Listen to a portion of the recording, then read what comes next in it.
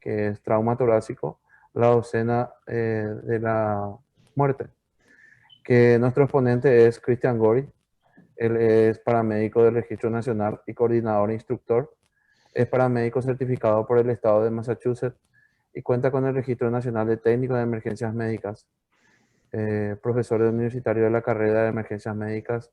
Eh, es paramédico para Lawrence General Hospital, director de educación del Comité Iberoamericano de Medicina Táctica y Operacional, presidente de Medical Transport Solutions, presidente de Medical Consulting and Training Solutions. Chris, bienvenido.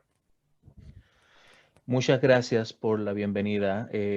Saludos a todos. Esperemos que le encuentren esta conferencia tan interesante como la encuentro yo, especialmente el tema que les voy a compartir, un tema muy importante para nosotros que manejamos la medicina prehospitalaria, la medicina de trauma. Muchos hablamos del trauma, pero nos enfocamos en diferentes partes del trauma.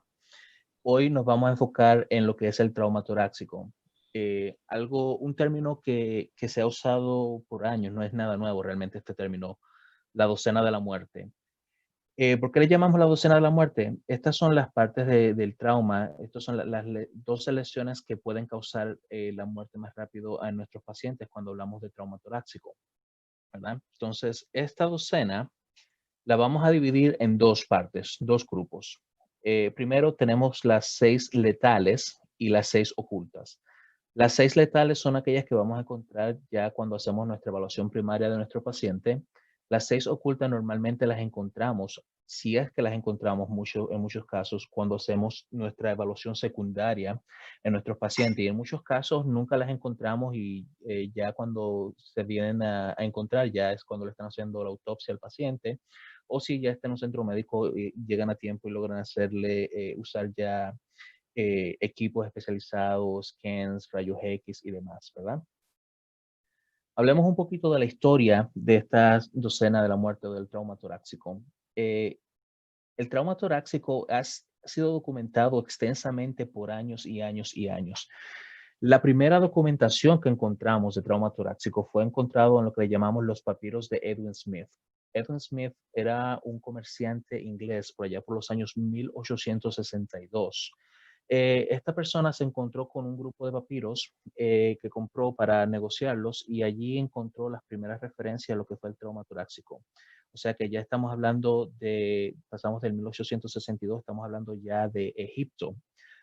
Dinastía 16-17, segundo periodo inmediato antiguo, o 1600 antes de la era común. Ya desde ese entonces se está discutiendo la importancia del manejo de lo que es el trauma torácico, algo que debemos de tomar muy en cuenta.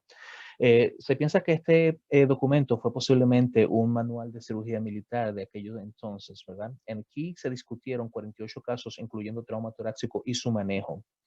Obviamente, debemos recordar que manejamos medicina basada en evidencia, por lo tanto, desde los años 1600 antes de la era común hasta esta época, mucho ha cambiado en lo que se refiere al manejo del trauma torácico y hemos obviamente mejorado los radios de sobrevivibilidad de este mismo, de mortalidad y morbilidad en lo que se refiere al trauma torácico, ¿verdad?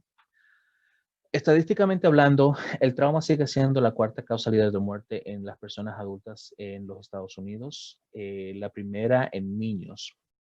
Obviamente los niños andan saltando, brincando, con bicicleta, todo lo demás, y son muy propensos a todo tipo de trauma. Trauma en el pecho es la primera causa de muerte por trauma. Y esto, más o menos el 25% de todas las muertes por trauma. Normalmente, especialmente en Latinoamérica, tenemos la costumbre de los conductores que no usan cinturón de seguridad y nada de eso. Estamos hablando de un 45-50% de conductores no restringidos que tienen algún tipo de lesión torácica. Y estos son los conductores que vamos a encontrar normalmente cuando cuando vamos a la escena de estos accidentes automovilísticos. Cuando hablamos de trauma de lesiones torácicas, 50% de los pacientes tienen este tipo de lesiones asociadas. 2 de cada 3 llegan vivos a la sala de urgencias. Siempre hacemos un manejo inmediato, tratamos del trauma que encontramos y logramos llegar a estos pacientes con vida a las salas de urgencias. El 1% de este 2 de 3 pacientes es normalmente por lesiones que no reconocemos a tiempo. Y normalmente solo el 15% de estos pacientes van a requerir cirugía cuando los manejamos de la manera adecuada y a tiempo. El total de mortalidad relacionada a trauma de tórax en un centro de trauma urbano a nivel 1 aquí en Estados Unidos fue del 9.4%. O sea que tenemos buenas chances de probabilidad, volviendo otra vez a la historia de los años 1600 antes de la era común a esta época. Mucho ha disminuido el nivel de mortalidad en lo que se refiere a trauma torácico y eso es algo que queremos aún disminuir más. Esta es una de las razones por las cuales discutimos temas como este y tratamos de mejorar nuestra respuesta a este tipo de incidentes, ¿verdad? Obviamente debemos de entender bien lo que es la anatomía y por qué es tan importante saber las causas de muerte en muchos de estos pacientes. En el tórax, a pesar de estar bien protegido por la caja torácica, costillas, esternón y demás, tiene órganos vitales dentro de esta caja torácica. Tenemos los pulmones, el hígado, el mismo corazón y aparte de eso tenemos grandes vasos sanguíneos, ¿verdad? En lo que se refiere a la caja torácica en sí, está compuesta por el esternón, tenemos 12 costillas, 11 o 12 más o menos son las costillas flotantes, 2 clavículas, 2 escápulas en la parte posterior.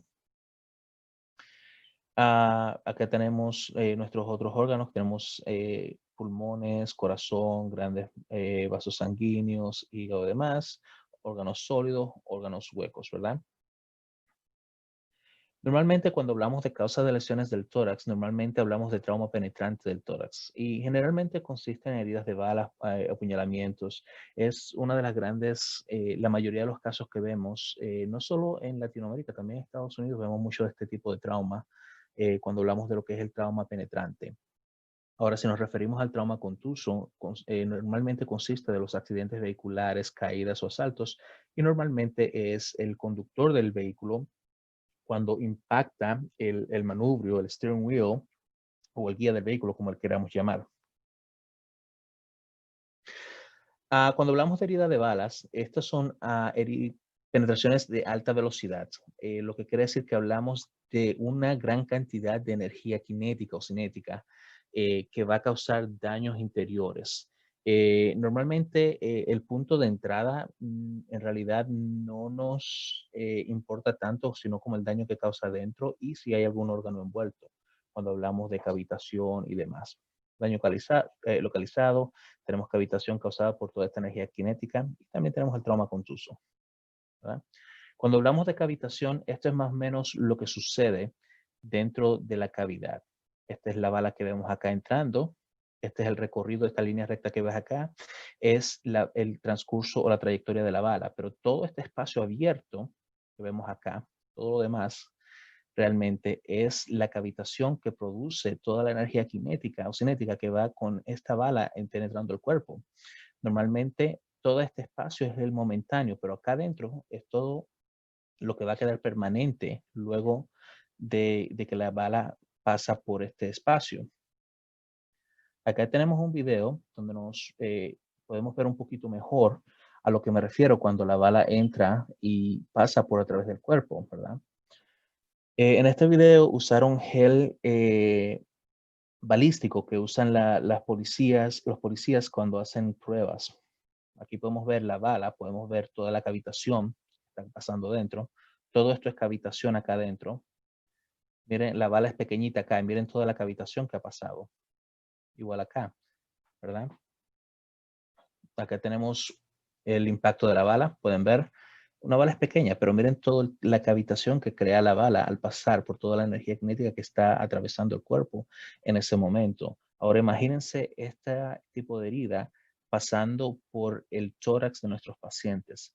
Recuerden, vasos sanguíneos grandes, corazón, pulmones, órganos sólidos y demás, ¿verdad? Entonces ya pueden imaginarse el daño que está causando a nuestros pacientes al atravesar esta bala por allí.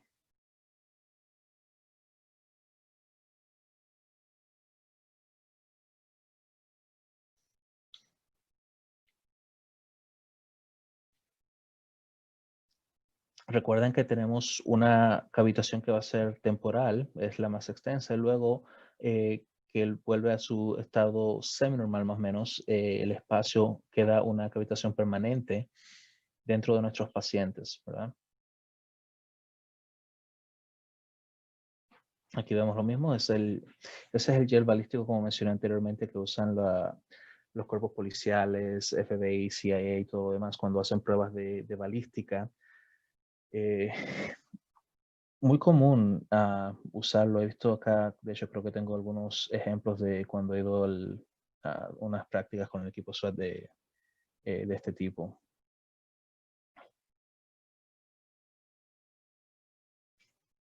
Pero aquí podemos ver la trayectoria de la bala. Esta es una bala pequeña. Creo que es de 9 milímetros, si no me equivoco. Pero miren toda la cavitación que quedó dentro, miren. Acá ya pasada la bala, aquí vemos toda la cavitación. Aquí vemos lo mismo, miren. Todo esto es cavitación que se puede ver. Todo esto es cavitación. La trayectoria de la bala es esta que está acá solamente. Esta pequeña línea que vemos acá. Todo lo demás es cavitación que ha ocurrido dentro del cuerpo de nuestros pacientes. Acá tenemos un ejemplo más o menos. Acá vemos diferentes calibres de balas. Tenemos desde 9 milímetros hasta 45, 40, 357. Todo esto que vemos acá es cavitación creada por la energía cinética o cinética que ha pasado por el cuerpo de nuestros pacientes. Algo súper importante que debemos de tomar en cuenta, no solo en trauma torácico realmente, sino en cualquier tipo en cualquier parte del cuerpo donde estemos lidiando con heridas de balas. Deben de tomar esto muy en cuenta. Entonces, mencionaba anteriormente que las 12 o la docena de la muerte la vamos a dividir en dos grupos. Vamos a iniciar con las más importantes, que son las que realmente en el nivel prehospitalario vamos a poder hacer algo para salvar a nuestros pacientes, mantenerlos con vida, ¿verdad? Empezamos con las que le llamamos las 6 letales. Tenemos obstrucción de la vía aérea, taponamiento cardíaco del pericardio, el hemotórax masivo, neumotórax a tensión, neumotórax abierto y tórax inexcitable. Todos estos son términos, son lesiones que ya ustedes conocen. Solamente vamos a verla desde otro punto de vista y el manejo realmente no cambia. Es el mismo manejo que ya ustedes conocen, ¿verdad? Iniciamos con la obstrucción de la vía aérea.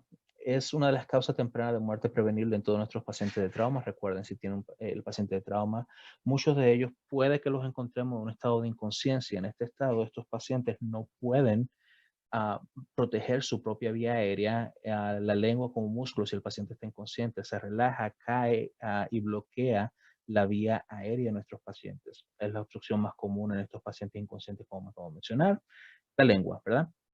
Entonces, el manejo realmente es fácil. Vamos a caer en todos los manejos al final de la presentación, pero ya ustedes lo conocen Este es cuando hacemos el término en inglés es un jaw thrust modificado, ¿verdad? Vamos a levantar lo que es la mandíbula inferior de nuestros pacientes sin mover el resto de la cabeza, ya que estamos lidiando con un trauma, ¿verdad? No sabemos qué tan extenso es el trauma dentro de lo que es eh, las vértebras cervicales de nuestros pacientes. Acá vemos lo mismo, bien sencillo. Tenemos la lengua, es toda esta masa roja que está acá, ¿verdad? Y el paciente al estar en una posición prona, bloquea completamente todo lo que es la vía aérea de nuestros pacientes. Por lo tanto, vamos a usar lo que sería un jaw thrust modificado para luego abrir la vía aérea de nuestros pacientes. En el neumotórax de tensión, en este tipo de trauma, vamos a tener aire que está forzado dentro de la cavidad torácica y no tiene ningún lugar para escapar.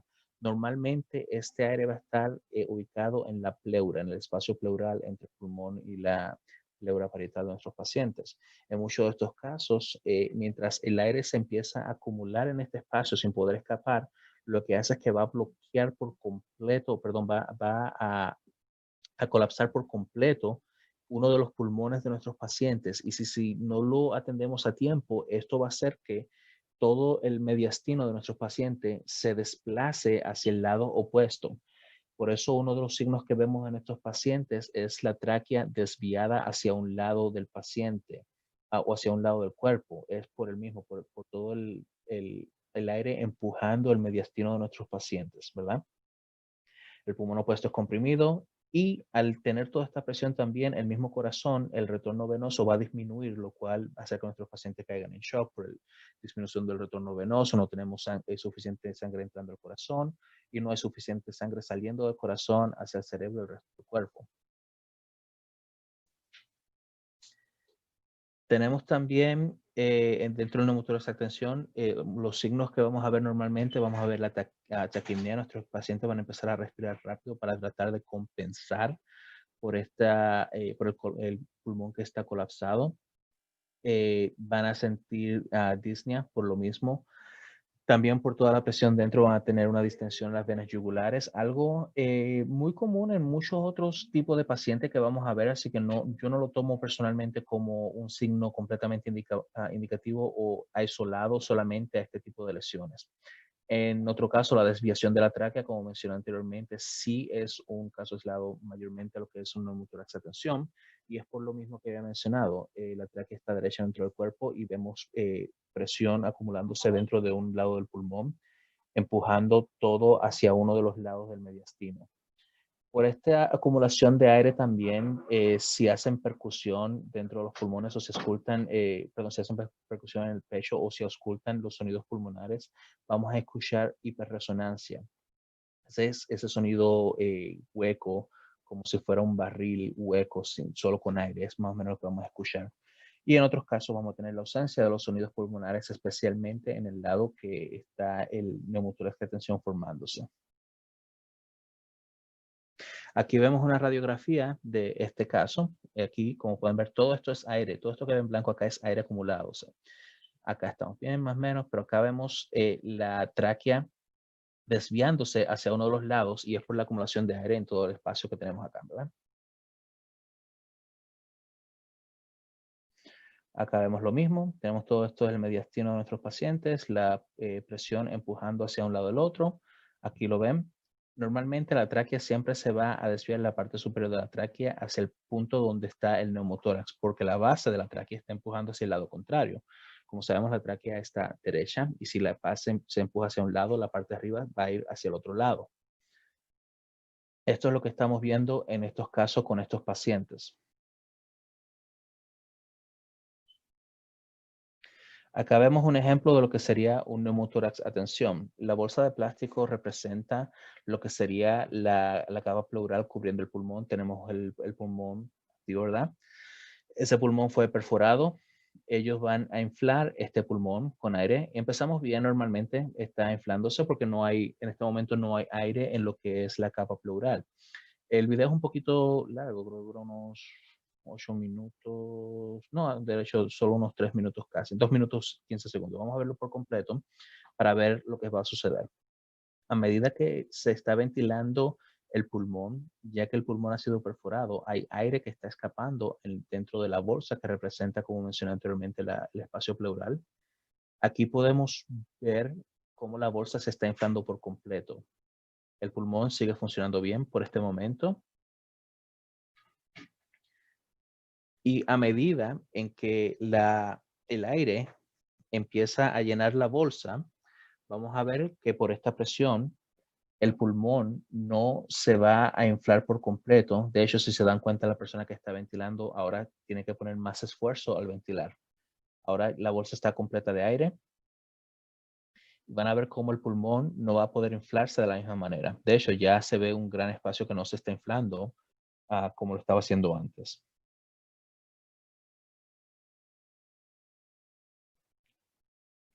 Pueden ver cómo el pulmón ha disminuido en tamaño en cada inflación y es por lo mismo, es toda la presión de aire que está acumulada dentro de lo que sería nuestro espacio pleural. Entonces, el tratamiento de este paciente es bien sencillo, solo se hace una descompresión de tórax. Le han puesto un pequeño agujero en la bolsa, que sería lo que hacemos nosotros como paramédicos, hacemos en el nivel prehospitalario. Usamos una aguja y hacemos un agujero para descomprimir el tórax, para dejar que toda esta acumulación de aire salga. Ahora están haciendo el agujero un poco más grande para que se pueda ver. Realmente eso de introducir el dedo dentro del tórax para hacer ese agujero más grande es algo que se hace en las salas de emergencia. Yo como paramédico no está dentro de mis protocolos hacer eso en el nivel prehospitalario. Sí puedo usar las agujas, 2 agujas, 3 agujas quizás, para ayudar a descomprimir ese tórax, pero la finger thoracostomy no puedo hacer eso. En el neumotórax, atención, cuando hablamos de la descomprimir el tórax con agujas, tenemos 2 procedimientos. El tradicional, que muchas personas han dejado de hacerlo, obviamente, se usa la línea midclavicular en el segundo espacio intercostal y se usa un catéter o un angio de unos 14 Gs. Es el que se usa. El problema con este es que tienes el espacio, una es difícil de encontrar y 2, muchas veces no llega por el tejido adiposo, tejido grasoso detrás de la piel, no hace, crea un espacio que no hace que este catéter llegue por el largo, no va a alcanzar al espacio pleural. Y como mencioné anteriormente, de hecho, es un poco difícil de encontrar en muchos de nuestros pacientes. De hecho, se da un caso de una persona que intentó hacer esto y terminó perforando el ventrículo izquierdo de un paciente. El moderno, que es el que es recomendado ahora por toda la bibliografía, es en la línea axilar media, cuarto quinto espacio intercostal. En este espacio tenemos que la pared torácica es mucho más delgada, hay menos estructuras vitales que no vamos a perforar en este caso. Y obviamente los puntos de referencia anatómica son mucho más fácil de encontrar en nuestros pacientes. Acá tenemos los 2 espacios, ¿verdad? Tradicional, acá arriba, que como dije anteriormente, ha caído mucho en desuso por todas las cosas que ya mencioné anteriormente. Este es el espacio que usamos ahora más seguido realmente. Es mucho más fácil, no hay tanto espacio entre la piel y el espacio pleural de nuestros pacientes. Podemos llegar de una manera fácil y se hace sencillo hacerlo realmente. Otra de estas lesiones que vamos a mencionar, tenemos lo que es el tamponamiento cardíaco o en el pericardio, ¿verdad? Normalmente muy común en nuestros pacientes cuando hay algún tipo de trauma penetrante, tenemos una acumulación grandísima dentro de lo que es el saco del pericardio, saco que recubre el corazón de nuestros pacientes. Y este saco, esta capa que cubre el miocardio realmente es súper, aunque se ve frágil, es súper dura y no deja que escape los fluidos o sangre que se está acumulando acá. Y mientras esto se está acumulando, lo que hace es que disminuye el espacio para que el corazón pueda latir bien, lo cual va a influir de manera grande en el retorno sanguíneo, va a llevar a nuestro paciente al estado de shock y todo lo demás. Muy fácil de reconocer cuando hablamos de lo que es la tríada de Bex, ¿verdad? No sé por qué siempre en la parte médica, en la parte de medicina prehospitalaria, siempre nos gustan los números todos los síntomas de nuestros pacientes en forma de 3. Tenemos muchas triadas, triada de la muerte, triada de Bex, Cushing triada, todo lo demás, ¿verdad? También tenemos lo que son los pulsos paradoxos, es una diferencia entre pulsos en diferentes partes del cuerpo o presiones arteriales. Y en otros casos, nuestros pacientes pueden presentar respiración de Kussmaul. Triada de Bex, esta es la que tenemos acá. Tenemos la distensión de las venas yugulares, como recuerdan anteriormente les mencioné en el neumotórax. Atención, también hay distensión de venas yugulares, por eso no lo uso yo como punto de referencia definitivo en muchos de nuestros casos. También acá tenemos ruidos cardíacos apagados, eso es por toda la acumulación de fluido, sea sangre o cualquier otro fluido que se está acumulando acá entre el miocardio y el pericardio, hace que se escuche distante. Y en nuestros pacientes vamos a tener obviamente hipotensión. Acá vemos un corazón, tuvo un tamponamiento cardíaco. Todo esto rojo que ven acá es sangre ya coagulada. Esa tela que están cortando es el pericardio, perdón. Como les mencioné, no es tan fácil. ¿Ven? Todo esto es, vamos a devolver el video para que puedan ver bien otra vez. Ven cómo están cortando. Todo esto es el pericardio, el saco del pericardio. No es tan frágil como parece. Todo esto es sangre, esta parte gelatinosa es solamente sangre coagulada. Y acá tenemos nuestro corazón. Esto es un tamponamiento cardíaco. Toda esa gelatina, eso es solo sangre coagulada que no permitió que este paciente, el corazón funcionara bien, y lo cual llevó obviamente a este paciente a la muerte.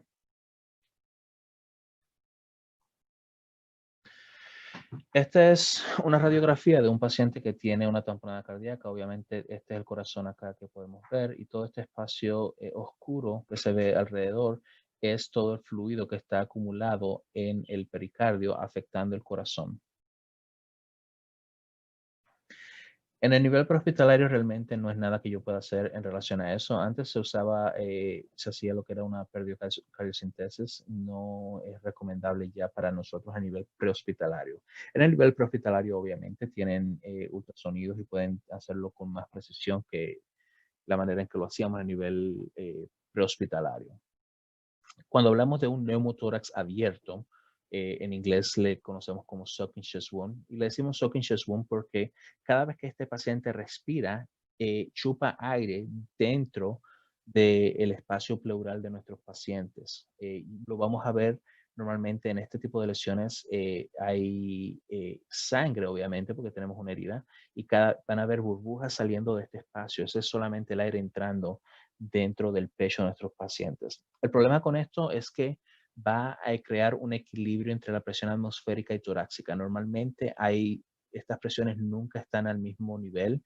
Eso es lo que hace que nuestros pacientes respiren presión negativa, positiva, intercambiando entre el espacio torácico. Eso es lo que hace que nuestros pacientes respiren, o que todos nosotros respiremos realmente. Cuando creamos ese equilibrio, va a hacer que no podamos respirar de manera completa, ¿verdad? O de manera adecuada. El aire se va a acumular en el hemitórax con cada inhalación. En estos pacientes vamos a tener hipoventilación e hipoxia profunda. Esto va a ser causado por esa acumulación de aire que está dentro de nuestros pacientes, lo cual también puede llevar, obviamente, a uno de los pulmones o ambos pulmones colapsándose, dependiendo de cuánto aire esté dentro y si esto se transforma en un neumotórax a tensión también. En el manejo inicial, realmente se va a colocar un sello torácico, un sello de tórax comercial en estos pacientes. También, si no tenemos este sello de tórax, lo que hacíamos antes, y aún lo hacemos muchas veces, creamos lo que se llama una válvula flutter, un pedazo de plástico o un sello que puede ser con vaselina de petróleo en esta área de este paciente, y se sellan 3 lados de este sello. ¿Por qué vamos a sellar 3 lados y no todos los lados? Si sellamos todos los lados, estamos atrapando el aire dentro del pulmón, más el paciente cada vez que respira hay más aire escapando en ese espacio pleural, y esto se nos va a transformar en un neumotórax a tensión.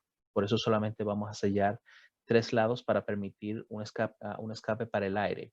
Cada vez que el paciente respira, el sello se pega hacia la herida y entonces no deja que el aire entre. Cuando el paciente exhala, la presión se libera y el aire sale hacia afuera. Tratamiento definitivo, obviamente, desbridamiento, van a cerrar, y esto se hace preferiblemente en la sala de operaciones. No es algo que nosotros a nivel prehospitalario podamos hacer. En la sala de emergencia quizás algunos doctores se atrevan a hacerlo. No es algo que yo recomendaría. Realmente una sala de operaciones es un lugar más estéril donde se puede hacer. Acá tenemos lo que mencionaba anteriormente, la válvula flutter. En este caso estamos usando un pedazo de plástico sellado en 3 áreas. En este caso tiene las 4 áreas, pero están dejando un espacio acá para que el aire salga. Cuando el paciente inhala, él se sella por completo, no deja que el aire entre.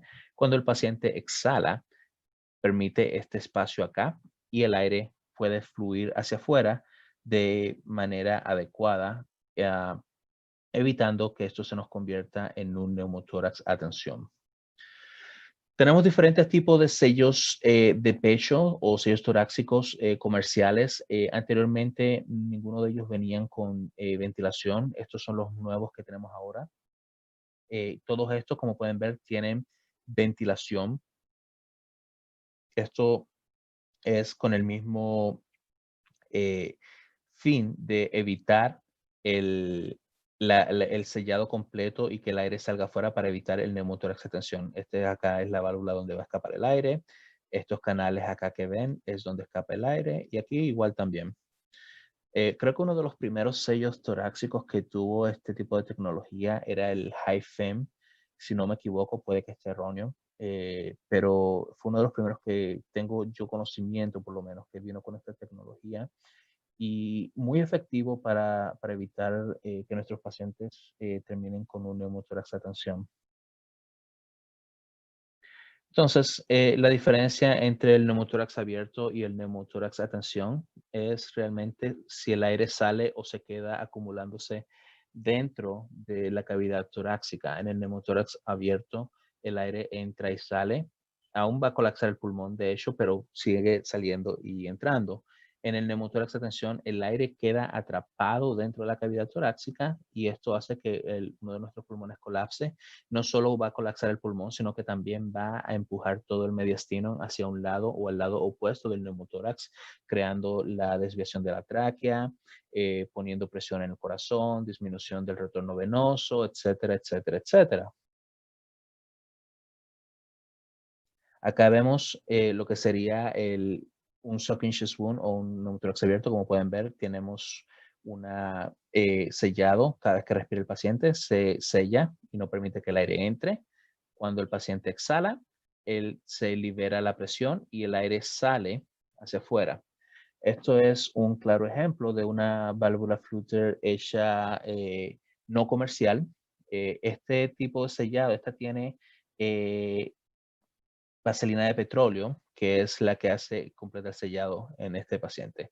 Estas ya son otro tipo de heridas en el mismo paciente, fueron mordeduras de un animal, creo que un perro que tenía, ese fue el caso en este video. Pero, como pueden ver, sellado completo, oxígeno, y esta persona tiene saturación de 100% de oxígeno, ¿verdad? Vamos a ver si nos enseña otra vez la válvula. Ahí, perfecto. Ahí tenemos. Como pueden ver, esto está dentro de las... no es algo exclusivo para técnicas de medicina táctica realmente, pero sí se usa mucho ahí.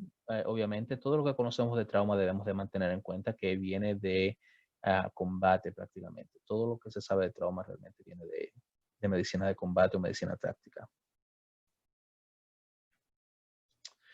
En el hemotórax masivo, ya ahí estamos cayendo en prácticamente pertenece al mismo grupo de neumotórax. La única diferencia aquí es que estamos acumulando sangre o fluidos dentro de la cavidad torácica.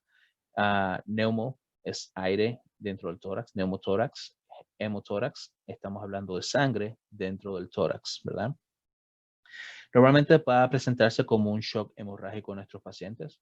Recuerden, todos estos pacientes que estamos hablando van a estar en un tipo de shock, sea hemorrágico, sea por cardiogénico, por la presión dentro del corazón. Todos estos pacientes van a presentarse en un tipo de shock.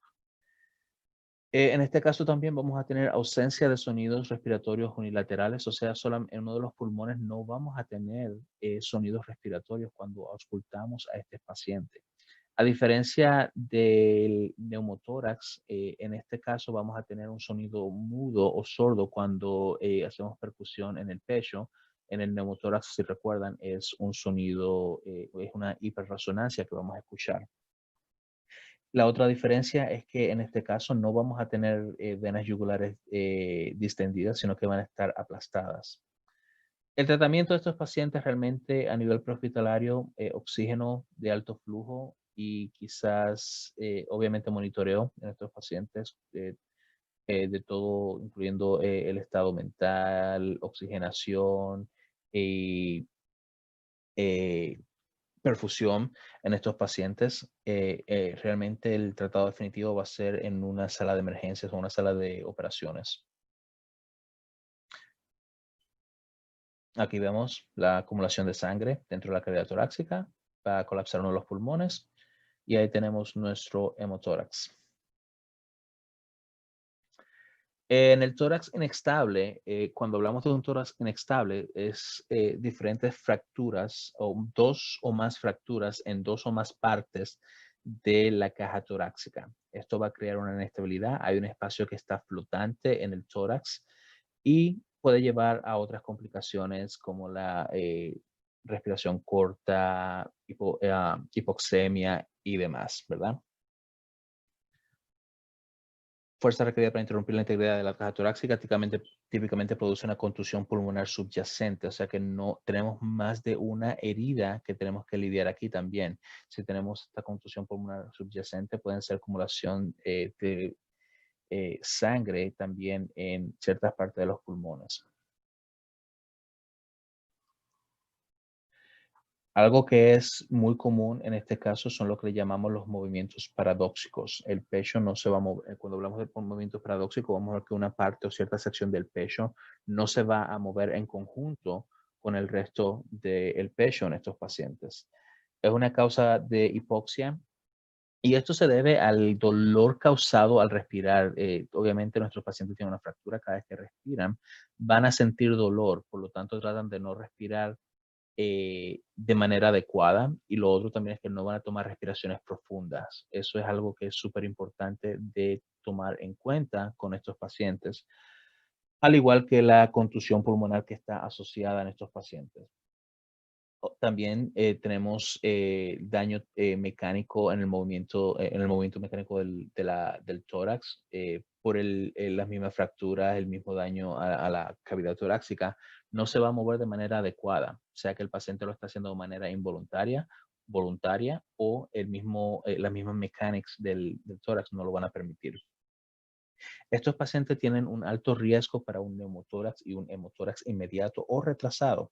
Muchas veces por la contusión pulmonar pueden empezar a sangrar, como mencioné anteriormente, acumulación de pequeña sangre, pueden caer dentro del hemotórax. Y si una de estas costillas que está rota penetra el pulmón, puede también caer dentro de un neumotórax. Así que son cosas que debemos de mantener en cuenta cuando lidiamos con estos pacientes. Constantemente, cuando hablamos de evaluar a nuestros pacientes, normalmente se habla de evaluación cada 5 minutos o cada 15 minutos, dependiendo si el paciente es estable o no. Este es un paciente inestable que debemos de estar evaluando constantemente todo desde el estado mental de nuestro paciente, la oximetría, eh, el estado hemodinámico, etcétera, etcétera. En el tórax inestable, el tratamiento actual, usamos administración de oxígeno. Vamos a darle mucho oxígeno a este paciente. Ellos necesitan ese oxígeno porque ya están cayendo dentro de la hipoxemia, por lo que mencionamos anteriormente, movimiento voluntariamente no van a estar respirando de manera adecuada. La analgesia adecuada en estos pacientes. En Latinoamérica no sé qué tanto puedan, cada país son diferentes, así que no sé qué tanto acceso tengan a la analgesia. En mi caso, trabajo en Estados Unidos, nosotros tenemos analgesia en nuestras ambulancias. Si van a usar analgesia, debemos de tener mucha precaución con estos pacientes, ya que la mayoría de los analgésicos que usamos obviamente son potentes, son de opioides, como por ejemplo fentanil, uno de los favoritos que tenemos en nuestras ambulancias, o morfina. ¿Cuál es el problema y por qué tenemos que tener mucho cuidado? Recuerden que estos medicamentos también van a crear una depresión respiratoria en estos pacientes. En cualquier paciente que realmente que le demos fentanilo o morfina, van a tener esa depresión respiratoria. Por lo tanto, un paciente, este tipo de paciente que ya de por sí tienen hipoxia y no están respirando de manera adecuada, si le agregamos la depresión respiratoria, o sea que en vez de respirar unas 12 veces, que sería lo normal, estos pacientes van a estar respirando obviamente más rápido. Vamos a caer a una respiración de unos, no sé, 6 respiraciones por minuto, y no son adecuadas, estos pacientes van a entrar en una hipoxemia grave. Así que debemos de tener mucho cuidado en relación a la analgesia con estos pacientes. Anteriormente, cuando yo inicié mi carrera, por allá por los 90, finales de los 90, mediados por los 90 por ahí, usábamos un saquito de arena, era lo que colocábamos en el pecho de estos pacientes para poder estabilizar el tórax. Nos dimos cuenta de que no es la mejor idea un paciente que no está respirando de manera adecuada, que no está respirando, no está tomando suficiente aire al inhalar. Ahora le estamos poniendo presión con un saquito de arena en esta parte del pecho, empeora las cosas. Así que es uno de esos casos en los que la medicina basada en evidencia nos ayudó a entender que no era lo mejor para estos pacientes. No sé si en alguna parte, y espero que la respuesta es no, en Latinoamérica aún hagan esto del saquito de arena. No, por favor, no hagan eso con estos pacientes. Vendaje voluminoso, perfecto. Si tienen una toalla, una sábana, la doblan varias veces y la colocan en el pecho de nuestros pacientes y no, yo no diría amarrarla. Obviamente también cuando se asegura debemos de tener muy en cuenta de que no vamos a interrumpir las mecánicas de la respiración, no vamos a interrumpir la expansión del tórax cuando estos pacientes respiran, ¿verdad? La ventilación con BPM o la bolsa de resucitación solamente va a estar reservada para pacientes que están entrando o desarrollando un fallo respiratorio, o sea, cuando el paciente ya está prácticamente casi dejando de respirar, cuando está entrando de la disnea a lo que es el fallo respiratorio, ya entonces ahí es cuando vamos a empezar nosotros a asistir la ventilación o a respirar por estos pacientes. No antes, porque no queremos, si el paciente se está desarrollando un neumotórax, no queremos empeorarlo al empujar más aire dentro de este paciente. Aparte de eso, no queremos sobreventilar un paciente que está ya de por sí entrando en shock y incrementar la presión intratorácica, afectando el retorno venoso en estos pacientes. Debemos de ser sumamente cuidadosos en ese aspecto. Acá vemos el ejemplo de lo que es un tórax inestable, como mencioné anteriormente, 2 o más costillas rotas en 2 o más partes, y este espacio es el que va a estar flotando. Este es el espacio que cuando respire el paciente no se va a estar moviendo de acorde o creando lo que llamamos movimientos paradójicos o paradójicos en el pecho de nuestros pacientes.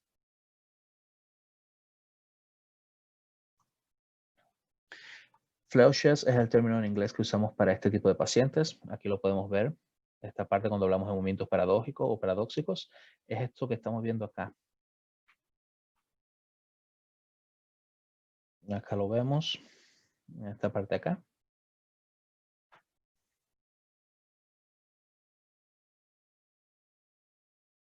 Es muy sutil en este paciente, pero se puede apreciar acá.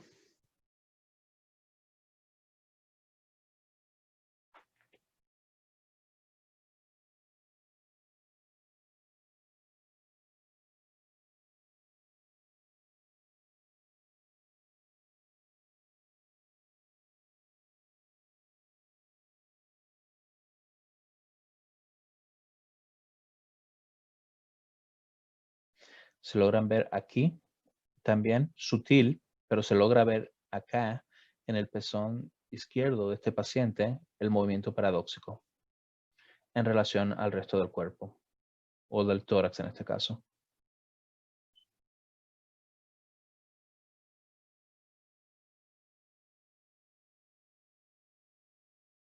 Acá en esta parte es donde se ve el movimiento paradójico en este paciente, donde está este electrodo. Acá también, este no serían las costillas, este yo diría que es el externón de este paciente que está roto prácticamente. Bueno, parte de las costillas también aquí en esta área. Toda esta área realmente fue afectada en este caso. Creo que este es el caso de un video que estuvo circulando hace unos años atrás que decía esto es lo que sucede cuando tomas bebidas energéticas. Alguien me envió ese video una vez y solamente me reí porque no es el caso. Las bebidas energéticas pueden causar contracciones ventriculares prematuras, pero esto nunca. Acá podemos ver, paciente está en distrés respiratorio, dificultad respiratoria, pero miren acá también. Acá en esta parte acá es donde tenemos nuestro movimiento paradójico en este paciente.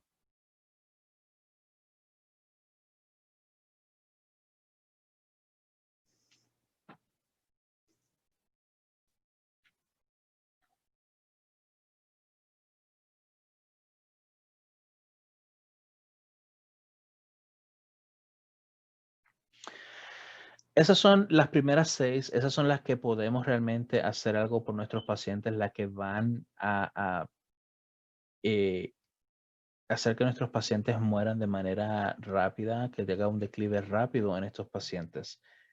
Ahora vamos a hablar de las otras 6, que serían lo que llamamos las 6 ocultas. Normalmente muy raras veces las podemos ver o distinguir en el ambiente prehospitalario, ya que muchas de ellas requieren tecnología de imágenes como scans, rayos X y demás para poder distinguirlas, no es solamente la sintomatología que van a presentar estos pacientes.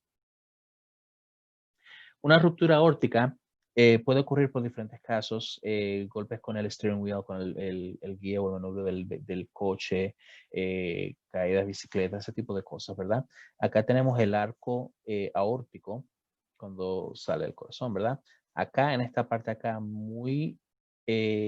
no se distingue muy bien, pero acá en esta parte es donde tenemos una ruptura aórtica. Como sabemos, la aorta es una de esas arterias grandes del corazón, que están del corazón, ¿verdad?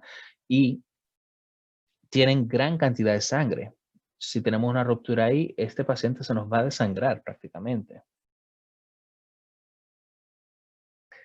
Son causadas por desaceleración rápida, normalmente. Es la causa más común en nuestros traumas contusos, como mencioné anteriormente. La mayor causa es cuando golpean el manubrio o el steering wheel del auto.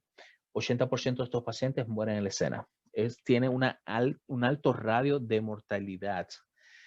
10 a 20% van a morir en la primera hora. Obviamente, como mencioné anteriormente, es un vaso sanguíneo grande, una arteria, ¿verdad? Y esto va a causar que se desangre de manera rápida. Es una de las causas comunes de muerte repentina en muchos pacientes, especialmente accidentes automovilísticos, como mencioné anteriormente, y caídas de grandes alturas. Es donde la vamos a ver normalmente. La más común son los automovilísticos, especialmente el conductor. Lo que vamos a ver en estos pacientes, dolor de pecho, dolor de espalda, falta de aire, murmullo infraescapular o dolor en extremidades causados por isquemia. Estos son síntomas generales que podemos encontrar en cualquier paciente que atendemos en un accidente automovilístico. Ninguna de estas, quizás el murmullo infraescapular es el único que nos va a dar una idea, pero no es algo definitivo en relación a lo que es una ruptura aórtica. Todos estos síntomas, signos que vemos acá, todos esto lo vamos a encontrar en estos pacientes. Dolor en extremidades puede ser causado por una lesión cervical. Dolor de pecho, cualquier paciente que se golpee el pecho o si la bolsa de aire del vehículo son sueltas, se activan, vamos a tener dolor de pecho. También con el dolor de espalda, cualquier paciente que tenga el whiplash o el efecto de látigo va a tener dolor de espalda, dependiendo de dónde sea el golpe que haya recibido, el impacto que haya recibido el vehículo. Falta de aire, lo mismo, cualquier paciente que la bolsa de aire se active, que aunque tenga el cinturón puesto, quizás por la compresión momentánea del tórax, cualquiera de estos pacientes, como digo, todos estos signos y síntomas, perdón, los vamos a ver en cualquier tipo de accidente automovilístico. Quizás el murmullo infraescapular es el único que va a hacer que resalte un poco en relación a las otras signos y síntomas, pero aún así no es un síntoma único a este tipo de lesión.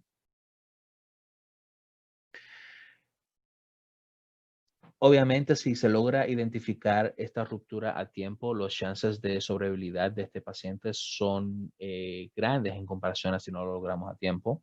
Pero esto es lo que sucede con cualquier paciente. Si no identificamos las lesiones a tiempo, el insulto al cuerpo a tiempo, nuestros pacientes pueden fallecer, ¿verdad? Cosas que podemos ver en este tipo de pacientes que nos pueden dar un índice de sospecha, la discrepancia en presión arterial en ambos brazos o entre extremidades inferiores, los pulsos paradoxos, todo ese tipo de cosas.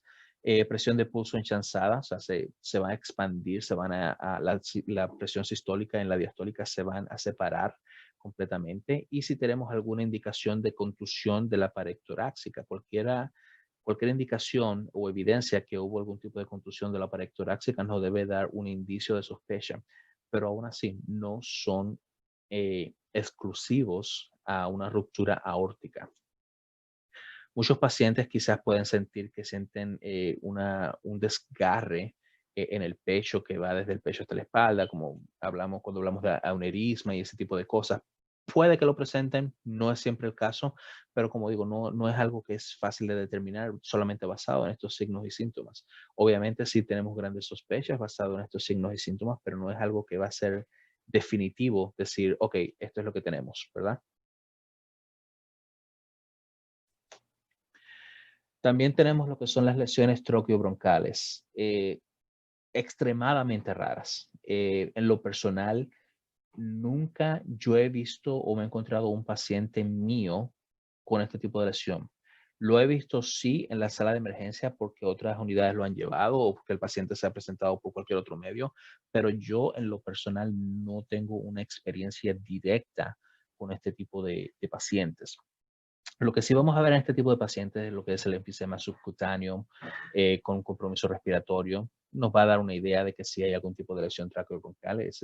El enfisema subcutáneo es causado por el aire escapando de la parte traqueobronquial, del espacio o el área traqueobronquial escapando hacia afuera donde no debería estar. Eso es lo que va a crear este enfisema subcutáneo. Normalmente se diagnostica con broncoscopía, o sea que prácticamente van a introducir una pequeña cámara dentro de la tráquea de este paciente y ahí es donde lo van a ver. Tratamiento para este paciente, una intubación de bronquio, del bronquio que no es afectado y reparación quirúrgica. En pocas palabras, a nivel prehospitalario, nada puedo yo hacer por este paciente en específico. En la sala de emergencias, quizás intubar el paciente luego de reconocer la lesión traqueobronquial, pero realmente lo que va a salvar a este paciente es una sala de operaciones donde van a hacer esta reparación quirúrgica. Acá la vemos, el escape del aire, está por acá la lesión traqueobronquial y todo esto va a crear el efisema en este paciente, ¿verdad? Aparte de esto, este paciente tiene un neumotórax bilateral, o sea que este paciente está en muy mal estado. Creo que el prognosis de este paciente no es muy bueno que digamos, ya que tiene, como pueden ver aquí, neumotórax bilateral más la lesión traqueobroncal. No sé la historia detrás de esta radiografía, pero es lo que vemos acá. En nuestro caso, ¿qué vamos a hacer por este paciente? Mantener la vía aérea permeable, oxígeno de alto flujo y podemos considerar un manejo avanzado de la vía aérea. Cuando hablamos del manejo avanzado de la vía aérea, estamos hablando de obviamente una intubación endotraqueal en este paciente. Es quizás lo más seguro para asegurar la vía aérea de este paciente. Vías aéreas supraglóticas pueden ser usadas, pero no creo que tengan gran uso para salvar a este paciente, ya que el paciente, si tiene este tipo de lesión, tiene aire escapándose de en alguna parte y la vía aérea supraglótica no va a asegurar por completo la tráquea de este paciente. Contusiones al miocardio, prácticamente también conocido como el músculo cardíaco aturdido, es un trauma significativo al miocardio, un golpe directo al pecho, ¿verdad? Causa inestabilidad hemodinámica, sí. Índice de sospecha súper alto en pacientes con trauma contuso significante y abnormalidades en el electrocardiograma. Cuando hablamos de anormalidades en el electrocardiograma, nos estamos refiriendo a anormalidades específicamente en los ventrículos. O sea, estamos hablando de fibrilación ventricular, taquicardia ventricular, que son nuestros ritmos letales. Estos pacientes son los que van a tener van a entrar en un paro cardiorrespiratorio. Y obviamente, si llegamos a tiempo, vamos a verlos en fibrilación ventricular o taquicardia ventricular. Van de la disritmia al fallo cardíaco rápido. 25% de muertes en la escena del trauma contuso. Van rápido, obviamente, tienen especialmente porque se afecta la electrocardiografía de nuestros pacientes. No vamos a tener estos pacientes van a estar en nuestra fibrilación ventricular, taquicardia ventricular, no van a tener buena perfusión y es un paciente que está en un arresto cardíaco. Ocurre normalmente entre 15 y 25% de trauma contuso en el pecho. Normalmente se ven en accidentes automovilísticos o lesiones de aplastamientos. No sé por qué dice crush injuries aquí. Debería decir crush injuries en el pecho. Quizás el autocorrector lo cambió. Cross injuries. En estos pacientes vamos a ver que tienen dolor de pecho, disnea, palpitaciones, taquicardia y vemos la evidencia externa del trauma en el pecho, laceraciones, contusiones, equimosis. Muchos de ellos van a tener la impresión del manubrio en el pecho, ¿verdad? Si no se han dado cuenta, estamos hablando de lo que también le llamamos conmotio cordis. Normalmente la importancia es que reconozcamos las condiciones fatales que esto va a llevar. Tenemos las disritmias cardíacas, como mencioné anteriormente, la taquicardia ventricular o la fibrilación ventricular. Pueden caer estos pacientes en un fallo cardíaco congestivo, pueden entrar en un shock cardiogénico o pueden tener un trombo intraventricular, lo cual si sale del ventrículo al resto del cuerpo puede terminar en los pulmones, un trombo pulmonar o en el cerebro, lo cual puede llevar a un accidente cerebrovascular en este tipo de pacientes. También tenemos una oclusión de las arterias coronarias. Por esto también cuando hablamos de disturbios en el electrocardiograma pueden presentarse con elevaciones ST en nuestros electrocardiogramas y también si se le hacen estudios de sangre pueden tener niveles de troponin altos, que son los indicadores para nosotros también o los marcadores de que el paciente tuvo algún tipo de evento cardíaco, infarto al miocardio prácticamente. Tenemos varios ejemplos. El conductor choca el steering wheel. Esto puede causar nuestro conmotion cordis o un jugador de deportes. También lo pueden ver. Vamos de un electrocardiograma normal a una fibrilación ventricular, ¿verdad? Puede ser causada por un golpe del puño, cualquier tipo de deporte que sea de contacto puede llevar a estos pacientes a este tipo de eventos. Acá vemos un ejemplo. Si se descuida un momento, van a perder el momento exacto, pero vemos que ahí, perfecto, ahí fue. Esta persona fue golpeada en el pecho y ahí cayó. Voy a devolver el video para que puedan ver. Como digo, tienen que prestar atención para que lo puedan ver bien. Aquí, perfecto. Ahora, ahí, pueden ver.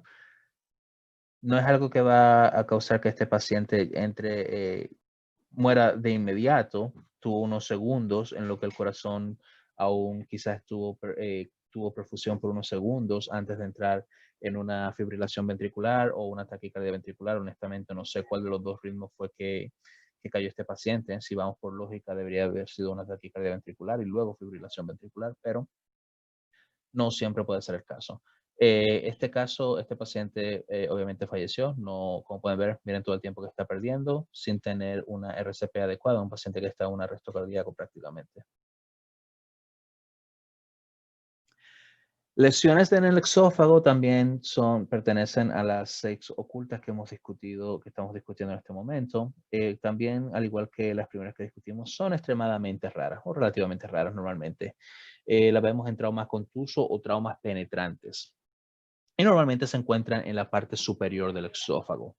El tratamiento es el mismo, no importa el mecanismo, siempre se van a tratar de la misma manera. Y en el ambiente prehospitalario, nada que yo pueda hacer por este paciente, solo de observar y mantener la estabilidad hemodinámica de este paciente y obviamente manejo de vías aéreas, asegurarme que el paciente esté ventilando y oxigenando apropiadamente, que tenga buena perfusión, ¿verdad?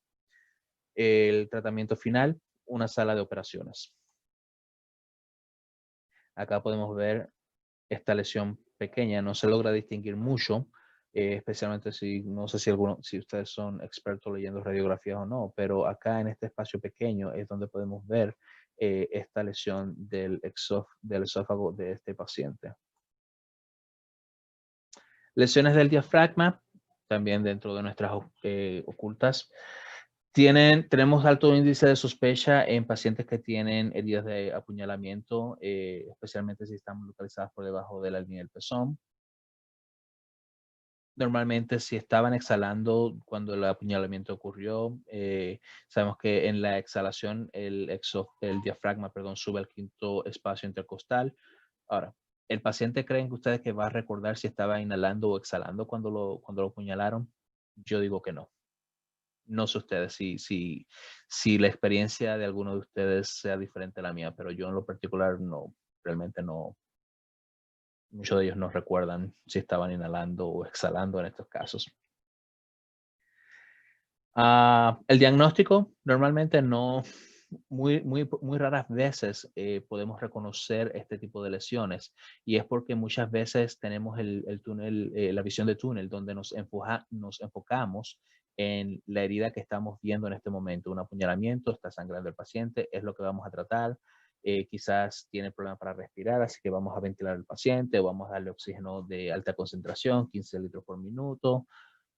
Nos enfocamos tanto en eso que muchas veces no evaluamos adecuadamente a estos pacientes. Por lo tanto, muchas veces no vemos este tipo de heridas que van a estar asociadas con los apuñalamientos y demás, ¿verdad? Contusión pulmonar,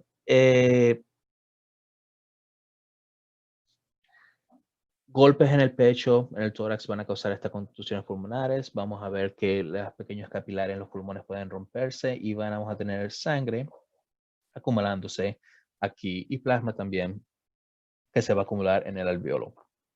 Se acumula en el alveolo, perdemos ese alveolo para el intercambio de gases y nuestros pacientes van a caer en hipoxemia, no van a estar ventilando bien, no tenemos un propio intercambio de gases, etcétera, etcétera, ¿verdad? Esas son todas las heridas o las lesiones. Esas son concluye lo que son la docena de la muerte en lo que se refiere al trauma de tórax. Ahora hablemos de lo que es la evaluación de estos pacientes. Obviamente en la escena prehospitalaria vamos a ver lo que son las preocupaciones inmediatas de nuestros pacientes, ¿verdad? En muchos casos siempre se habla, dependiendo de qué tipo de escena tengamos. Muchos hablan de evaluación CAB, muchos hablan de evaluación protocolo MARSH, XABC. Yo lo mantengo simple. Este tipo de pacientes vamos a hacer nuestro ABC. CAB es solamente en un paciente que está ya en un arresto cardiorrespiratorio, ¿verdad? MARSH, si tenemos sangrados masivos. Vamos a enfocarnos en ABC de nuestros pacientes, ¿verdad? Vamos a ver cuál es la preocupación inmediata. Normalmente cuando enseño a mis alumnos de técnico de emergencias médicas una evaluación, siempre les digo lo siguiente, y esta es la mejor manera para ustedes recordarlo. Cuando evaluamos a nuestro paciente, estamos buscando qué es lo que va a matar a este paciente primero. Y eso es lo que vamos a tratar. ABC, Airway Breathing Circulation. Vía aérea, ventilación, circulación, o ventilación, oxigenación, perfusión, como le queramos llamar. Vamos a tratar de obtener un historial de qué fue lo que pasó. Vamos a hacer un examen físico. Cuando hablamos de trauma, el examen físico de estos pacientes es sumamente importante, ¿verdad? Estos pacientes debemos de desnudarlos por completo, exponer completamente el paciente para poder tener una buena evaluación de este paciente. Cuando hablamos de desnudar al paciente por completo, debemos de tener en consideración también que vamos a proteger la privacidad de este paciente lo más posible. Mucho cuidado con eso, especialmente, por lo menos acá en Estados Unidos, ya estamos entrando en la época del frío. En Sudamérica ustedes están entrando en el verano, me imagino. Si estamos en un país donde hay mucho frío, recuerden, trauma, frío o hipotermia, vamos a matar a nuestros pacientes si los exponemos a la hipotermia. Debemos tener mucho cuidado cuando exponemos a estos pacientes. Idealmente, la parte trasera de la ambulancia debería tener la calefacción puesta al máximo para mantener temperatura de estos pacientes, que no se nos vayan a caer en una hipotermia. Entonces, volvemos al examen físico. Siempre le digo a mis estudiantes lo mismo también. Yo no puedo tratar lo que yo no puedo ver. Por lo tanto, vamos a exponer por completo a este paciente. Todo debe de... Este es uno de los motivos por los cuales siempre llevamos estas tijeritas de trauma o trauma shears, como le quieran llamar. Es para exponer a estos pacientes. Y cuando hablamos de exponer, es todo. Ropa interior, zapatos, calcetines, todo. Completamente desnudo. No puedo tratar lo que yo no puedo ver. Recuerden eso. Y hacemos nuestra evaluación completa de este paciente. Consideren el mecanismo de lesión de este paciente. Fue un accidente automovilístico donde se golpeó, hubo activación de bolsas de aire, se golpeó la cabeza, cervicales, etcétera, etcétera. Y el tratamiento prehospitalario, recuerden, manejo de la vía aérea, asegurarse que tenga buena oxigenación. Cuando hablamos de ventilación y oxigenación, recuerden, no es lo mismo. Yo puedo ventilar un cadáver, yo solamente estoy empujando aire dentro y fuera de ese cadáver. Oxigenación es cuando hablamos del intercambio de gases, cuando realmente existe ese intercambio de gases en estos pacientes, ¿verdad? Así que debemos de mantener eso en cuenta. También la perfusión. Debemos de asegurarnos que el paciente esté somewhat o algo más o menos hemodinámicamente estable. Mucho cuidado con darle demasiados fluidos a nuestros pacientes. Recuerden, idealmente un paciente de trauma que está en un shock hipovolémico, lo ideal, y esto no sé si mi buen amigo hermano Zapa anda por ahí viendo este video, pero le va a gustar esta parte. Sangre se repone con sangre. Así que si tenemos un paciente hipovolémico, obviamente sangre debe ser reponida con sangre. Sí entiendo que en las unidades muchas veces ni siquiera tienen fluidos intravenosos y le estamos pidiendo que usen sangre. Sí entiendo las complicaciones. Idealmente sangre se debe reponerse con sangre. Si van a usar fluidos, por favor, por favor, por favor, no inunden a estos pacientes con fluidos. Solamente estamos diluyendo la sangre. También deben de recordar la analgesia en estos pacientes. Estos pacientes están en dolor, necesitan analgesia. Necesitamos, si tenemos el acceso a analgesia, necesitamos darle analgesia a estos pacientes. Sea fentanil, sea morfina, no sé qué tipo de analgesia tengan ustedes, pero esos son los dos más comunes que uso yo y realmente yo me inclino más por el fentanilo, súper potente, súper bueno para estos pacientes, pero al mismo tiempo deben de tomar en cuenta los efectos secundarios de estos medicamentos que estamos usando para la analgesia. Como mencioné anteriormente, uno de los efectos secundarios más grandes de estos medicamentos que son derivados de opioides es la depresión respiratoria que causan.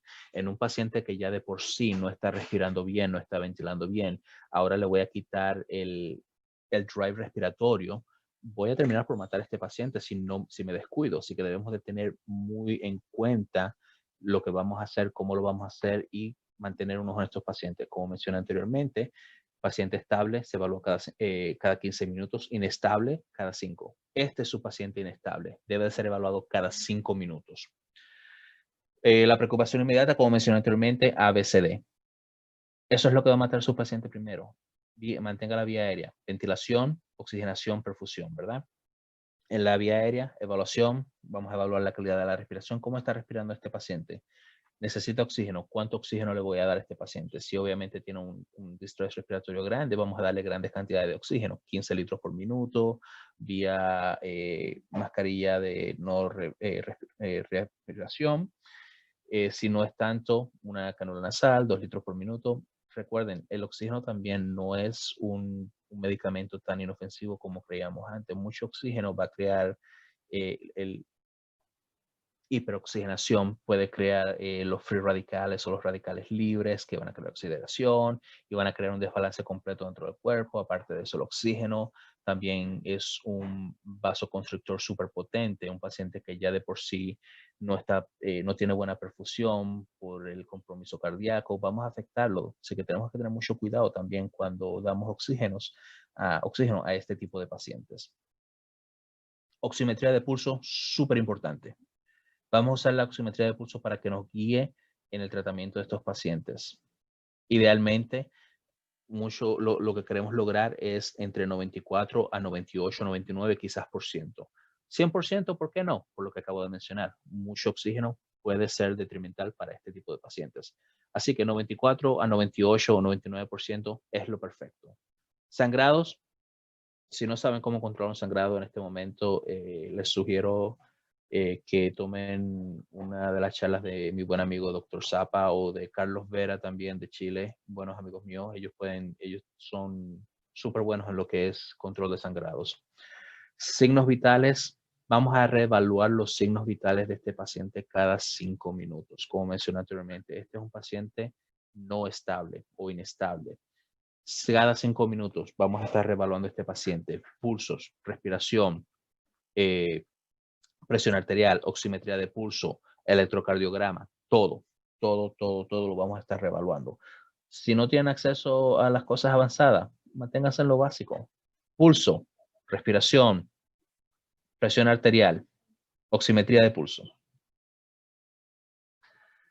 Debemos tener muy en cuenta la hipotensión que pueden caer estos pacientes causada por la hipovolemia, secundaria hemorragias o por la presión intratorácica o también, obviamente, cuando hablamos del neumotórax de tensión, toda esa presión que está cayendo en el mediastino y en el corazón o la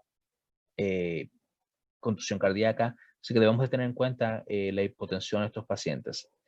Debemos de entender cuándo la hipotensión es causada por una hemorragia o por un shock cardiogénico.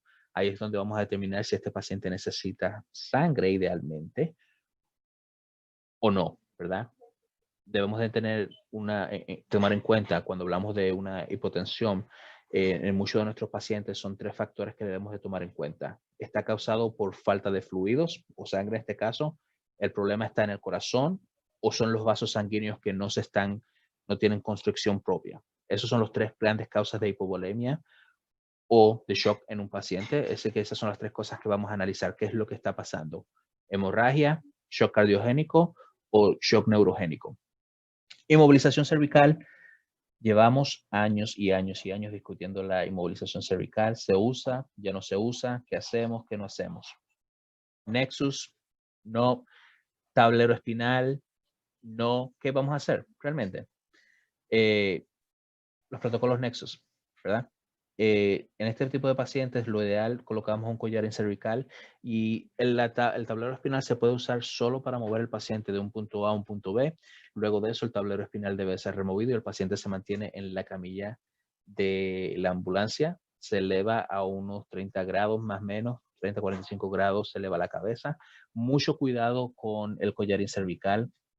Debe ser medido exacto o lo más cercano posible. Si es muy pequeño, obviamente no está haciendo nada por nuestros pacientes. Si es muy grande, hay un gran riesgo de que pueda haber un incremento en la presión intracraneal de nuestros pacientes. Y vamos a obtener la historia. ¿Qué pasó? También esto nos va a ayudar con el índice de sospecha para saber con qué estamos lidiando. Vamos a preguntarle a los testigos, al mismo paciente. La mejor historia la va a dar nuestros pacientes, siempre y cuando obviamente estén conscientes y tengan un estado mental bueno. Ellos nos van a dar la mejor historia, ¿verdad? Si el paciente está inconsciente, ocúpese del paciente y deje que su compañero se encargue de obtener la historia, ¿verdad? Vamos a hacer preguntas relacionadas al evento. Las preguntas que debemos de responder o debemos de buscar respuestas son: ¿cuál fue la causa del trauma? ¿Es un trauma penetrante o contuso? ¿Existen otras heridas del paciente? Recuerden, el paciente vamos a desnudarlo por completo, dentro de la ambulancia idealmente. No puedo tratar lo que no puedo ver. Obviamente también, ¿cuál es la salud general de este paciente antes de la herida? ¿Es una persona completamente saludable o no? Esto va a afectar también cómo va a responder nuestro paciente al estado de shock o también en la parte respiratoria. ¿Es un paciente que ya de por sí tenía problemas respiratorios? ¿Este problema respiratorio es algo nuevo o no? Son algunas de las preguntas que vamos a hacer en este tipo de pacientes y que deberíamos de tratar de responder de manera adecuada. El examen físico, iniciamos con las preocupaciones más inmediatas, como mencioné anteriormente. ¿Qué va a matar a este paciente primero? A, B, C, D, ¿verdad? Oximetría de pulso, obviamente la debemos de tener en nuestros pacientes porque la mayoría de estos problemas van a causar otros problemas respiratorios. Nivel de glucosa. ¿Por qué creen ustedes que es tan importante el nivel de glucosa en este paciente de trauma? Les doy unos segundos para que vayan pensando y les doy la respuesta en un momento. Bien sencillo. Las dos grandes o primarias causas de un estado mental alterado en un paciente son hipoxemia, hipoglicemia. Si el paciente está entrando en un estado mental alterado, puede ser causado por este trauma o no sabemos si la hipoglicemia fue que haya causado, por ejemplo, el accidente automovilístico de este paciente.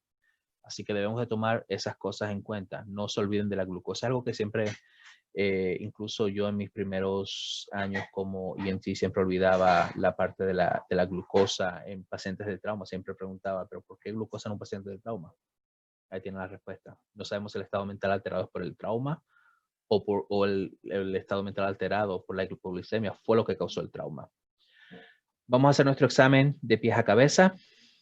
Para terminar, donde laceraciones, punto de dolor y demás. Vamos a buscar signos de lo que llamamos ojos de mapache, signos de batalla, que sería la equimosis periorbital o la equimosis retroauricular. Vamos a tomarlas en cuenta, ¿verdad? Recuerden una cosa también, lo que es la equimosis periorbital y retroauricular son signos tardíos de trauma también. No son signos que vamos a ver en los primeros 5 o 10 minutos de un trauma. Son signos que son horas y horas después de un trauma. En muchos casos, 24 horas después de un trauma es que empezamos a ver la equimosis periorbital en estos pacientes. Estamos lidiando con trauma, tenemos que tomarlo en cuenta, pero recuerden, son signos tardíos. Heridas en la cabeza, tenemos que tomar en cuenta que son causas preocupantes de heridas cervicales. Vamos a tomar las precauciones cervicales pertinentes. Recuerden, inmovilizar o no inmovilizar. Cuando hablamos de inmovilizar, el paciente se coloca un collarín cervical adecuado, se coloca en la camilla de la ambulancia, se eleva la cabeza unos 30 grados y esa es la inmovilización que vamos a obtener con este paciente. Sonidos pulmonares, evalúenlos constantemente. Hablamos de neumotórax a tensión, neumotórax abierto. Es importante. Los signos pulmonares en muchos casos los olvidamos por completo cuando hablamos de trauma. Estamos lidiando con trauma de pecho. Son súper, súper, súper importantes mantener una constante evaluación de estos sonidos pulmonares. Auscultar el corazón. En el nivel prehospitalario normalmente no auscultamos el corazón muy seguido porque no somos tan expertos en esa área y muy raras veces no nos viene a la mente que hay que auscultar el corazón. En casos de conmotion cordis o trauma o corazón aturdido, es uno de los casos que debemos de mantener esa auscultación del corazón constante. Así que mantenerlo adecuado. Normalmente también si para determinar si hay sonidos del corazón o latidos distantes o no, que sería parte de lo que es la triada de Bex. Así que mantenerlo también en mente, no olvidarse de auscultar el corazón. Palpación de la pared torácica, estamos buscando por lo que son las fracturas en las costillas de estos pacientes. Recuerden el movimiento paradójico del tórax que mencioné y que les enseñé el video.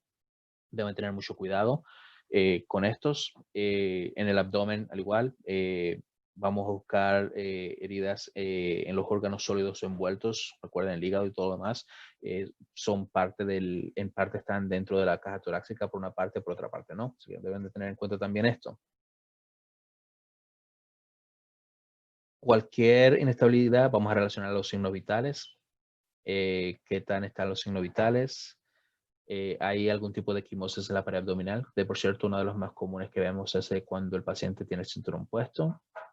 Nos olvidamos muchas veces que el hígado puede estar envuelto también en esto, ¿verdad? Estas heridas, como mencioné anteriormente, aquí lo dicen, pueden acompañar cualquier herida penetrante del pecho, dependiendo del nivel del diafragma al momento de la lesión.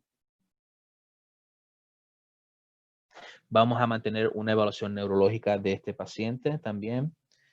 Como si estuviéramos haciendo una escala de Stroke o de una ACV, al igual también que mantener constante evaluación del estado mental de este paciente, ya que si caen en estado de shock, van a caer, pueden caer en un estado mental alterado.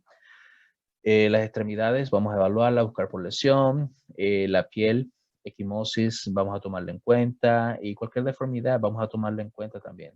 Cuando hablo de tomar equimosis de la piel y deformidades en las extremidades en cuenta, recuerden algo, una fractura en un brazo o una pierna no es algo que va a matar a nuestro paciente de una manera inmediata, así que es una lesión que, ok, si la tienes, no me voy a distraer por ella, me voy a preocupar de las cosas más importantes.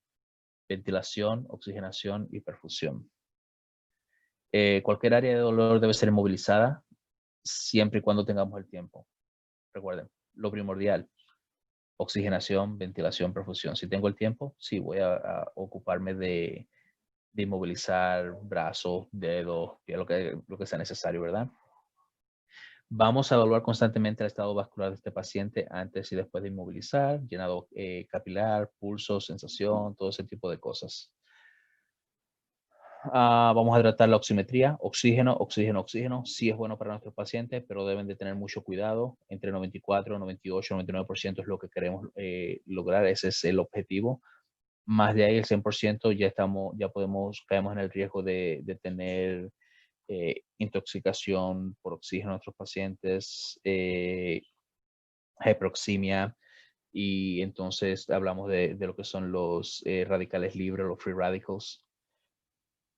Si el paciente tiene hipoxia, no aguanten el oxígeno, debemos de darle oxígeno, simple y sencillo, solo debemos de tener cuidado.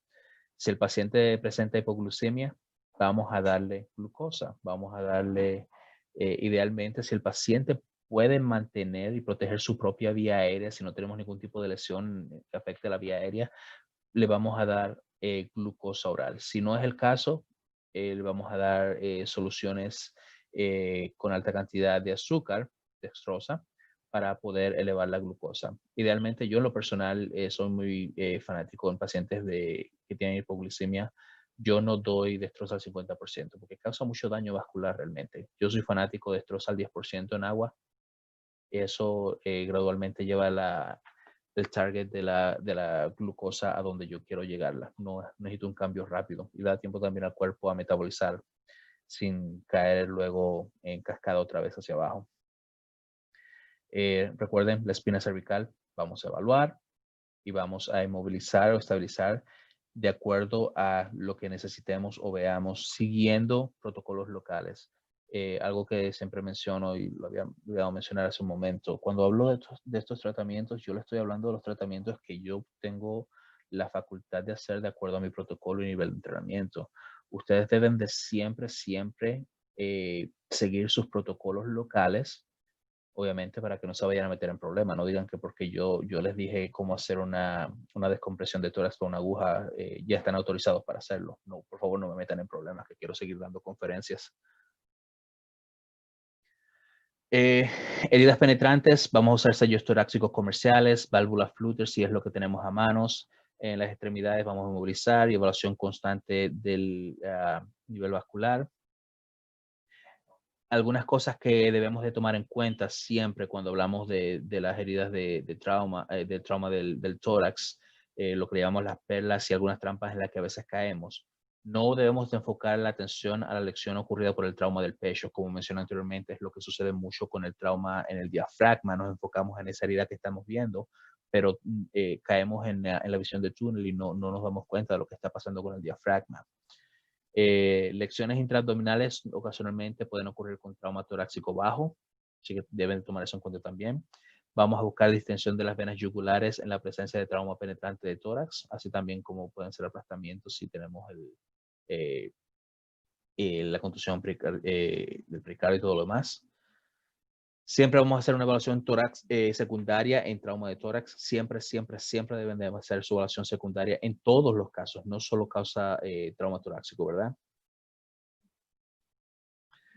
Y eso es todo lo que tengo yo para ustedes. Creo que me tomó un poquito menos del tiempo que tenía pensado que iba a ocurrir. Pero eso es todo lo que tengo para ustedes. Acá están mis redes sociales. Pueden seguirme por acá y siempre todas las conferencias a las que asisto, donde hablo, siempre las publico en todas las redes sociales. Si gustan, no es obligatorio, obviamente. Pero por mi parte, eso es todo lo que tengo. Ahora creo que pasamos a la parte de preguntas. Sí, gracias, Chris. Como siempre, excelente la exposición. Y vamos a esperar las preguntas, por lo menos unos 10 minutitos. Sí, Mientras el que tiempo que hay unas quieras. preguntas. Ok. Calculamos casi perfecto tu tiempo. Así, yo había dicho que era como 1 hora y media más o menos. ¿Cuánto tiempo Sí. me tomé? No sé. Y sí, 1 hora y media Oh, perfecto. aproximadamente. Sí, Perfecto.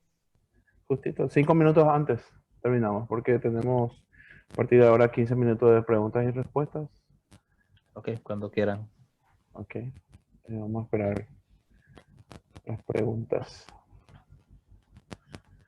Muy interesante la exposición. Gracias. Realmente estuvo, como Eh, siempre, excelente. no sé si yo te había comentado a ti, le comento también a las personas que acaban de ver la exposición.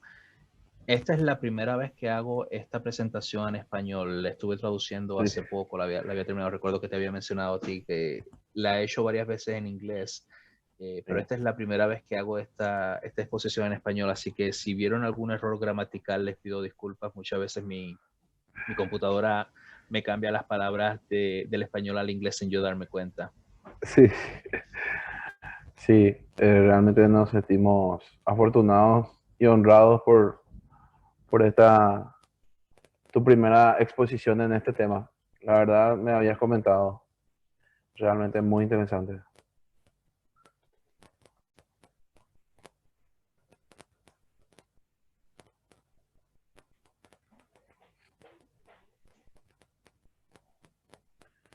Te mandan saludos desde México, Colombia y Ecuador, amigo. Oh, muchas Excelente. gracias. Están dando sus respectivos saludos que le gustó mucho. Están muy agradecidos por, por la exposición.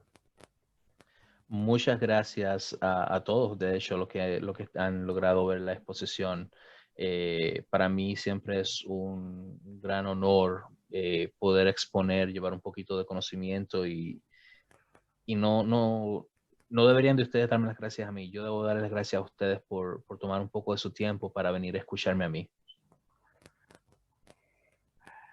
Sí, como siempre nosotros, particularmente yo siempre te sigo en tus redes sociales y siempre estoy atento a cualquier publicación que estás dando. Muy interesante siempre. Gracias.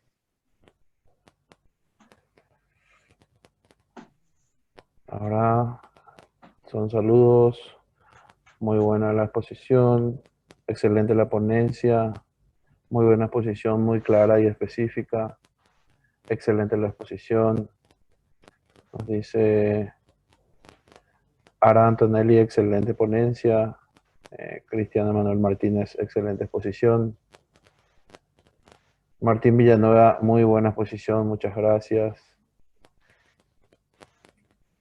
Y vamos llegando, están llegando muchos mensajes de Sí. agradecimiento. Gracias a todos ustedes por la invitación. Siempre, como digo, es un honor para mí poder exponer para mi gente en toda Latinoamérica. ¿Cómo está el tiempo por allá, por Massachusetts? Está bueno, hoy por lo menos no está tan frío, hoy estamos a unos 70 grados Fahrenheit. Hoy y mañana está bueno el clima, eh, pero ya después se empieza a poner frío otra vez. 70 grados Fahrenheit, estamos hablando de unos 21 grados Celsius más o menos. Eso, por lo menos, lo único malo es que como tuvimos el cambio de hora hace fin de semana pasado, ahora en este momento estamos 2 horas detrás de ustedes. Acá ahora son las Sí. 5:43 de la noche, de la tarde, pero ya está oscuro.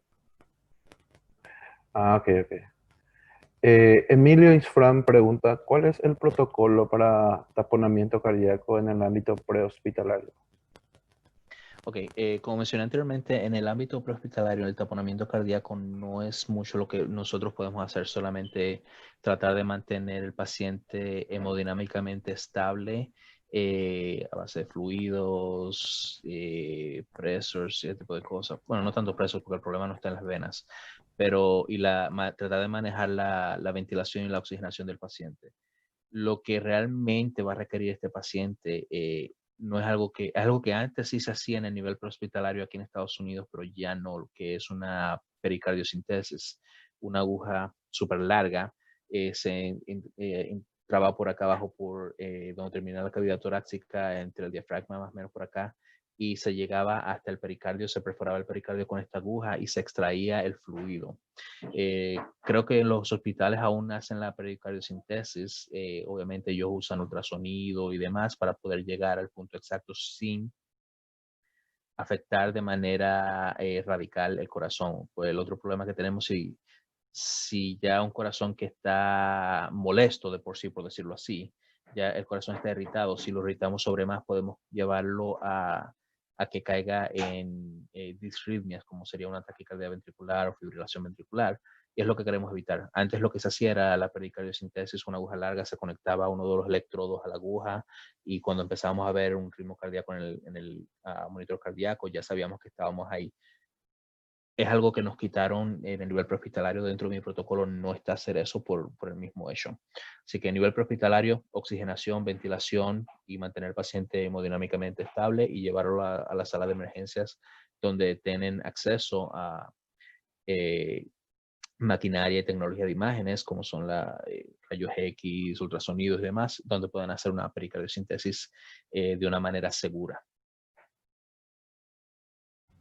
Tenemos otra pregunta. Dice, en la contusión pulmonar se esperan auscultar crepitaciones. No realmente crepitaciones. Puede que... No, crepitaciones no vamos a escuchar crepitaciones en la contusión ventricular. Las crepitaciones normalmente son huesos que están rozando con otros cuando hay un tipo de fractura. En la contusión pulmonar, dependiendo cuál sea el efecto de la misma, vamos a tener los mismos signos y síntomas que podemos ver en un neumotórax o un hemotórax.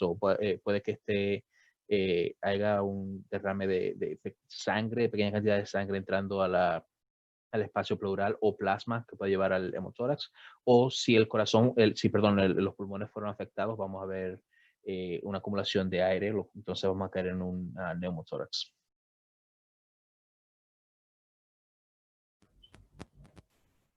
Genial. Agustín Dimitris dice felicitaciones a los organizadores y expositor.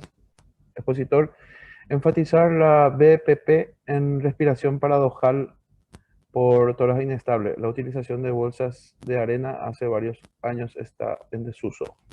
Es lo que había mencionado anteriormente, que yo hablé de las bolsas de arena cuando yo inicié mi carrera por allá por los 90. Y es lo que mencioné anteriormente, que no queremos hacerlo porque ya de por sí la mecánica de la respiración de este paciente está siendo afectada. Si le ponemos presión, vamos a terminar de matar al paciente realmente. Solo estamos contribuyendo a la muerte del paciente. Así que bolsas de arena, no. Incluso cuando colocamos vendajes para tratar de estabilizar esto, debemos también tener mucho cuidado qué tan apretado lo vamos a usar, porque no, lo ideal es no afectar las mecánicas de ventilación de este paciente, o si la afectamos lo más mínimo posible. Analía Benítez consulta de qué manera es peligrosa un contragolpe torácico, de frente o de perfil. De frente. A mí cualquier golpe torácico es peligroso, tiene su nivel de peligrosidad. De frente obviamente son mucho más peligrosos, ya que la mayoría de los órganos están más hacia el frente, que están más anteriores que posteriores. Y si estamos de costado, obviamente hay que tener también cuidado con los pulmones, pero los órganos entre pulmones y corazón, el corazón es mucho más importante.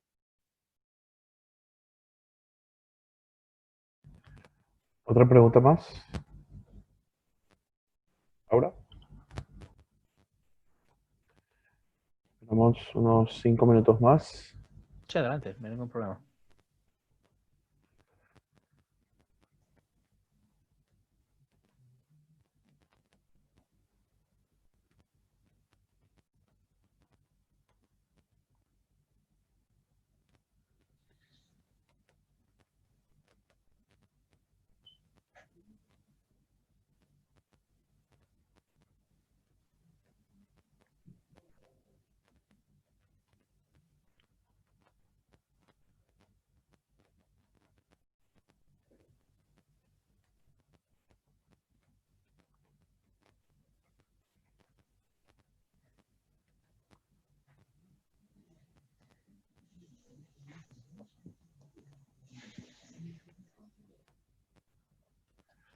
Pierre también te mando saludos.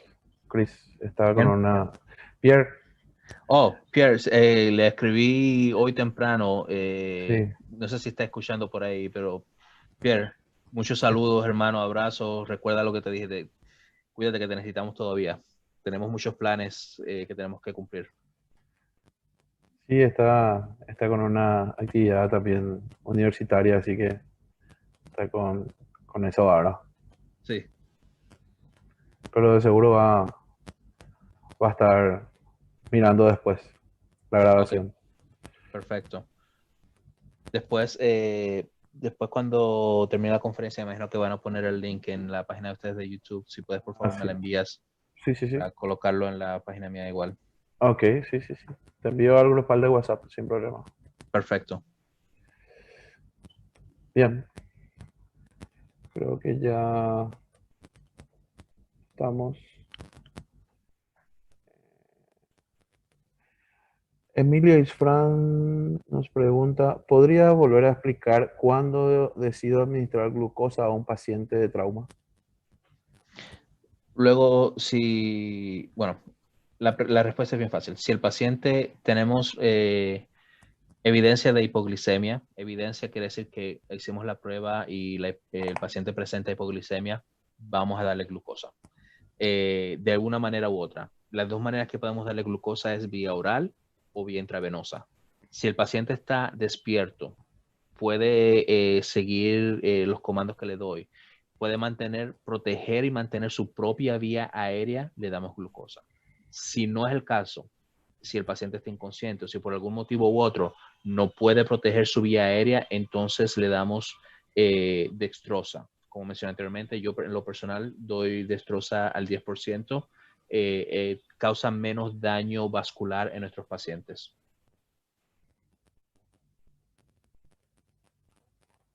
Bien. 2 minutos más y cerramos. Ya Clara también ya está esperando, así que vamos a esperar 2 minutos más. ¿Sí te parece? Sí, perfecto, el tiempo que necesiten. Ok.